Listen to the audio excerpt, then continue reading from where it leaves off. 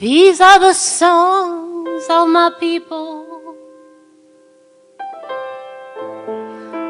songs I've heard so long, rhythms and rhymes and harmony. They tell me who I am.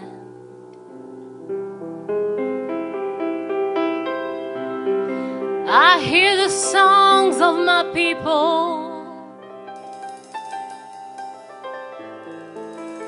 I hear them everywhere. Those rhythms and rhymes and those harmonies, they give me identity.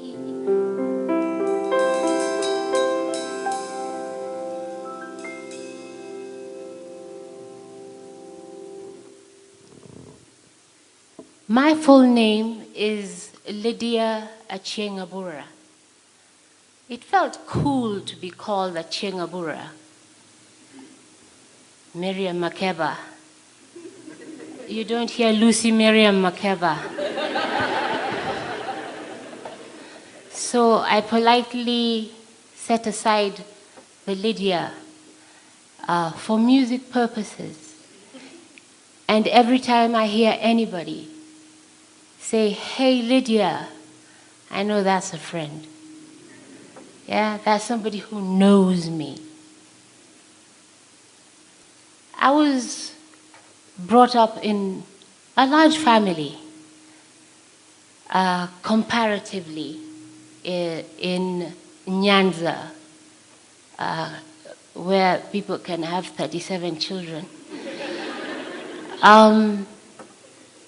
We were my mother, my father, and 8 children. 5 girls, 3 boys. I was the 5th. We grew up in the Rift Valley, so I have another name, Chebet. And my late younger sister officialized hers as Jepto. We grew up in Eldoret and then started farming on the border between the Kalenjin and the Luo. Our family was very, very popular with them because my mother worked in social work, my father worked in the cooperative development, and we did a lot for both sides. And there's one thing that they taught us: you must work hard. When our friends would get, they'd buy the latest CNN and videos, those were luxuries my parents didn't permit us.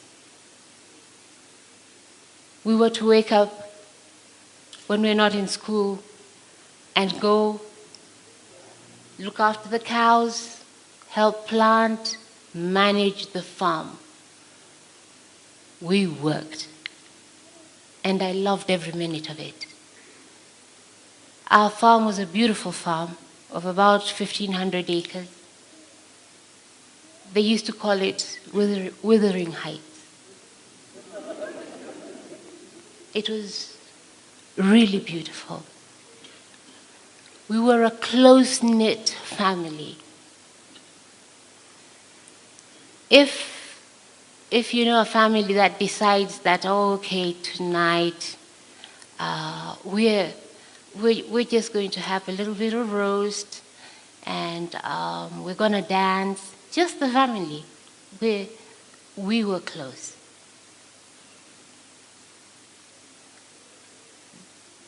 And that's the time when things change. There is a difference between change and reform. Are we in agreement? I'm going to try that again. There's a difference. Things changed. When I was 16 years old, my brother, Lamek, and the youngest in our family died in a horrific accident. I had always known my parents to be strong. I had always known my mom, nothing could bring her down. And I saw her completely destroyed. And I found God in that moment. And I became strong for her. I'd read the Bible to her. I started feeling the power above and beyond being happy. Someone called it euphoria. I disagree. Happiness is just happiness. It's not euphoria. Euphoria is what you get after a bit of brandy. Yeah.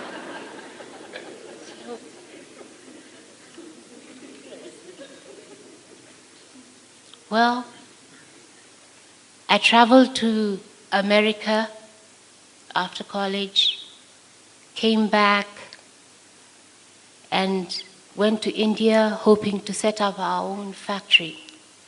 And that was my mother's dream.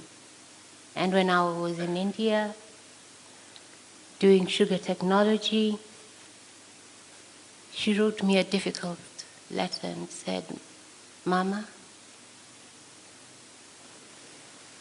you will finish your sugar technology, but we are not building the factory. I have a heart disease." I continued ahead and did very well. It's a pre-PhD program, and after that I was offered a PhD program. And I just wondered to myself, how much sugar can you learn? Yeah. Really. I mean, once it's become crystalline, let's move on. Yeah. And so when I came back, I joined the sugar factory to be closer to her, to help look after her, because my sisters were married. We had lost 2 members of the family, and so it was my brother Jack and Ken and I looking after my mother. And she refused to be looked after, so we were looking after my mother. Life continued. My elder brother got married.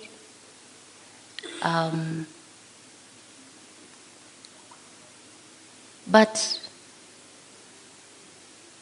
this darkness kept following the family. And I can tell you something, as you lose people in a family, a close-knit family starts to splinter. True?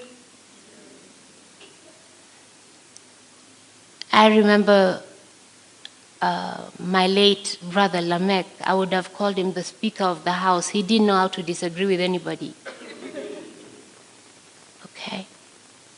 So we started breaking apart. 3 years after my mom died. Oh, and I've got to add on to this, taking a decision to be a single mother was really also benched on the fact that mommy is there, But 5 months later, she passed when he was 5 months old. I was daddy's little girl. Yeah, he was strong. He could make me a little girl. My father was quiet, no nonsense, gentle. he taught me the other side of caring. Caring between human beings. Not just the personal caring. Not just the community caring. You know there's a difference, yes? Well, if you don't, let me explain to you this. In Kenya, there are so many families where the man of the house or the woman of the house who's empowered is building schools. But if you walk into their homes, it's a nightmare. That he taught me, not just, but to love myself, love others, and my mother taught me the great thing, to give to the community. So we were left on our own. What happens?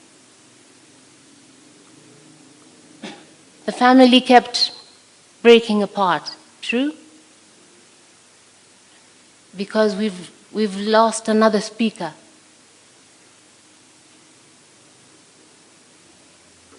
The business started going down. And things started becoming difficult. Debts started to rise. And because when you can't sit together and work out, believe me, as a family, if you sit together strong, you can work out anything. True? But if everybody has got their own idea and is implementing it, it can be quite chaotic.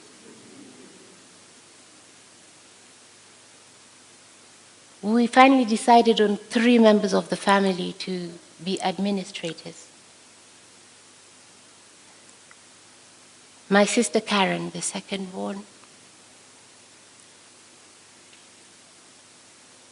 My elder brother Jack, who took the lead, and Ken.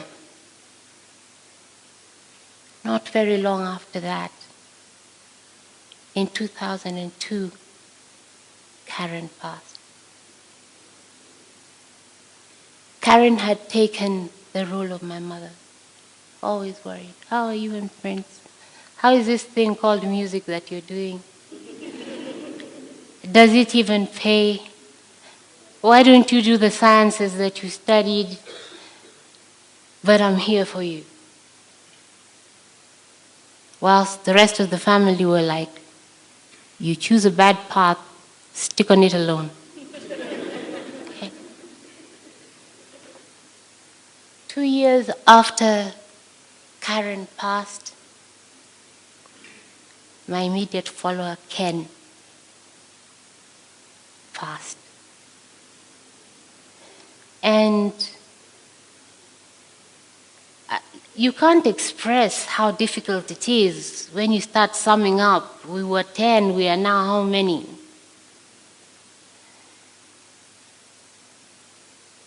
And then I started supporting my elder brother. I was not married. In Luo culture, you're a man.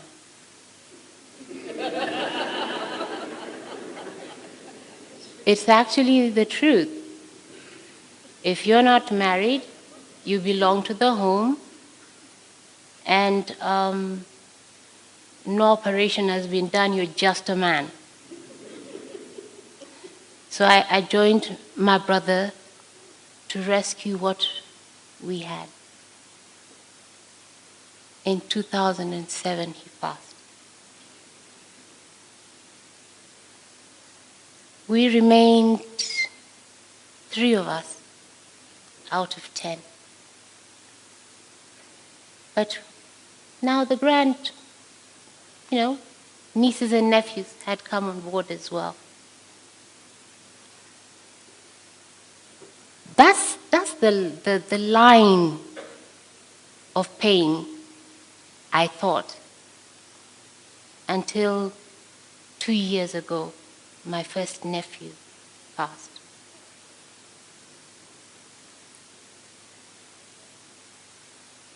you do not become cold inside when you've seen so much, but it reflects in the things you do. And I remember Obongo John once asked me, Achieng, why do you write such sad songs? And I was like, huh? I'm just writing what I feel. And he told me, you feel sadness. And that's when that term change, not reform, change came into play.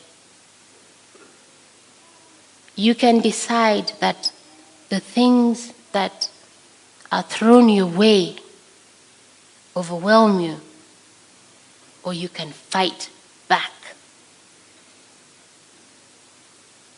You can fight back and make a difference.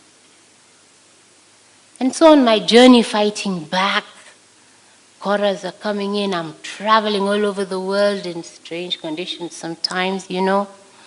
But I saw the world, I saw a lot of things.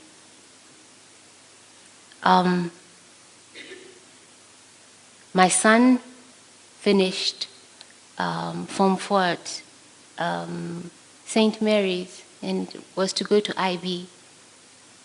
So he was born with sickle cell. So we had had quite a journey. And I thought, no, let's see a doctor or another doctor. And the doctor told me quietly, your son has a heart condition. He has 5 months to live.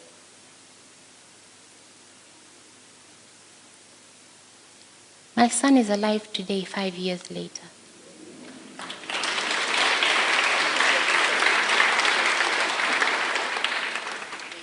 I refuse to allow the painful things that have happened to my life pull me down. And what made me even so grateful to God was that the heart condition, they have a solution now. One of my aunties got me in touch with a research foundation dealing a lot with sickle cell. And they are now ready. They feel he's ready to have a heart transplant and that he will survive. And that the heart disease is what was really pushing the sickle cell. I was very happy about a month ago when Ministry of Health made me one of their sickle cell champions or ambassadors. Not all my life has been full of drudgery. But I can say that my childhood was fantastic. My parents made it fantastic. And this is the time for change. This is the time to soar. We have fallen enough. And this is the time that I have sat down, replanned. The Grammy is in there, by the way. Replanned, and we are going to make it.